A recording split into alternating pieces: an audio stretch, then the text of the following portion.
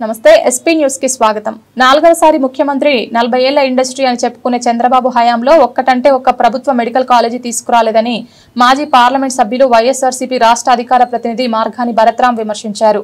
జగన్ హయాంలో తెచ్చిన 17 మెడికల్ కాలేజీలు తెస్తే వాటిని ప్రైవేటీకరణ చేయడం దారుణమని అన్నారు।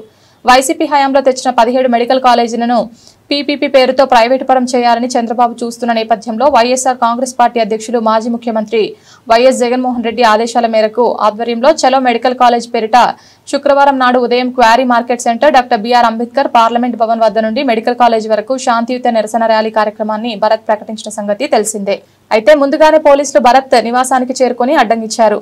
అప్పటికే చేరుకున్న చంద్ర నాగేశ్వర్ ఇతర నాయకులు పార్టీ శ్రేణులతో కలిసి భరత్ ముందుకు కదిలే ప్రయత్నం చేశారు। వెళ్లడానికి వీలు లేదని అనుమతి లేదని పోలీసులు స్పష్టం చేయడంతో చంద్రబాబు నిరంకుశ వైఖరి నశించాలి, జై జగన్ అంటూ పార్టీ శ్రేణులతో కలిసి భరత్ నినాదించారు। శాంతియుత ర్యాలీని అడ్డుకోవడాన్ని నిరసిస్తూ అక్కడే బైఠాయించడంతో పోలీసులు బలవంతంగా లాగేసి లోపలికి వెళ్లిపోవాలని అన్నారు।